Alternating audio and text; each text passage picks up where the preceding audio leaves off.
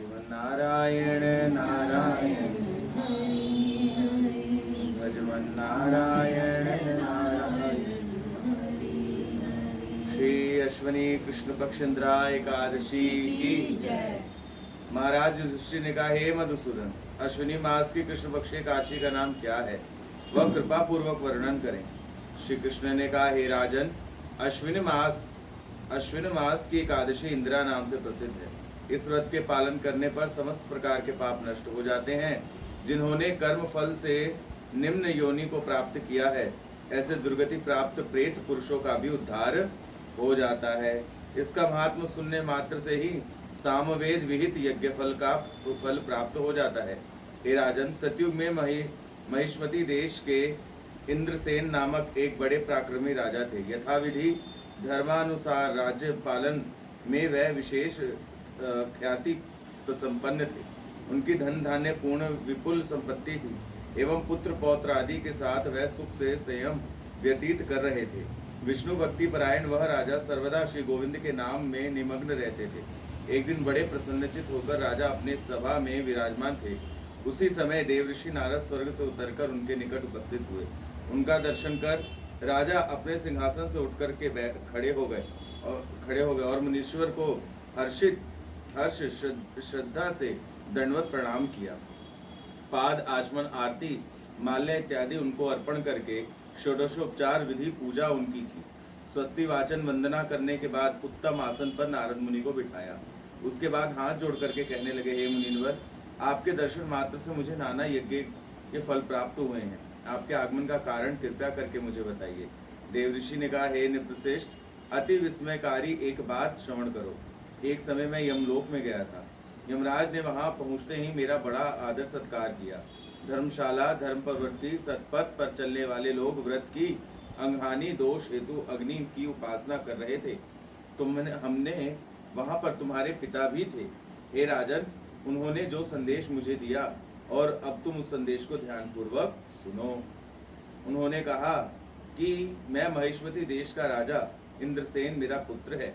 हे नारद, उससे कहना कि पिछले जन्म में किए गए किसी पाप के कारण मुझे यमलोक में रहना पड़ रहा है। आप कृपा पूर्वक उसको सर्व पापनाशक इंदिरा व्रत पालन करने को कहें।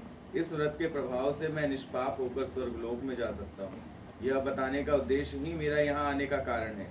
हे राजन, तुम्हारे पिता के स्वर्ग गमन के लिए तुम्हें यथाविधि इंदिरा एकादशी का व्रत पालन करना चाहिए। राजा ने कहा, इस व्रत की विधि क्या है एवं किस तिथि को या किस पक्ष को यह एकादशी व्रत करना कर्तव्य है, वह कृपा पूर्वक हमें कहें।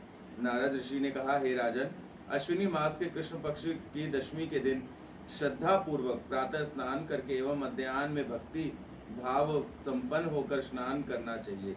रात्रि में भूमि पर शयन करना होगा। दूसरे दिन एकादशी को प्रातः ब्रह्म मुहूर्त में उठकर दातुन कर स्नान आदि कर निराहार रहना एवं व्रत की नियमावली दृढ़ता से पालन करना। हे पुंडरीकाक्ष, हे अच्युत, इस शरणागत के प्रति कृपा करें। इस प्रकार श्रद्धा पूर्वक से शालिग्राम जी की पूजा कर अपने पिता के उद्देश्य से व्रत के फल को ग्रहण करना। दूसरे दिन प्रातःकाल द्वादशी को भक्ति युक्त होकर के भगवान गोविंद की पूजा कर ब्राह्मणों को भोजन कराना एवं अंत में स्वयं महाप्रसाद को ग्रहण करना। हे राजन, विधि पूर्वक भगवान श्री कृष्ण की भक्ति और उनके भक्तों का अर्चन करने से तुम्हारे पिता यमलोक से मुक्त होकर के वैकुंठ को प्राप्त करेंगे। यह उपदेश देकर नारद जी अंतर्ध्यान हो गए। राजा इंद्रसेन ने यथाविधि पुत्र परिजन सहित भक्ति पूर्वक इस इंदिरा व्रत का अनुष्ठान किया।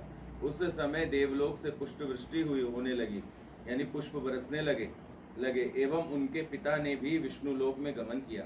राजर्षि इंद्रसेन ने भी बाद में अपने पुत्र को राज्य सौंपकर स्वयं विष्णु लोक को चले गए। श्री इंदिरा एकादशी की जय। यहाँ पे एक और श्लोक है जो मैं पहले बता चुका हूँ, लेकिन आप सब सुन लीजिए। यहाँ ब्रह्म वैवर्तिक पुराण में है, हे राजन, जो व्यक्ति एकादशी के दिन श्राद्ध करता है वह यजमान, पुरोहित एवं पितृ तीनों ही सदगति के बदले घोर नरक में जाकर के गिरते हैं। पद्म पुराण के अनुसार यदि एकादशी तिथि में श्राद्ध पर्व आ जाए तो एकादशी के दिन श्राद्ध नहीं करनी चाहिए, ना ही श्राद्ध के अपने पितरों की पूजा करनी चाहिए। एक श्राद्ध एकादशी में होने पर भी द्वादशी के दिन ही करें, क्योंकि एकादशी के दिन अन्न गौमांस के समान अपवित्र होता है। उस अन्न को पितृ देवता आदि कोई भी स्वीकार नहीं करते। इंदिरा एकादशी की जय। श्रीमन नारायण नारायण नारायण।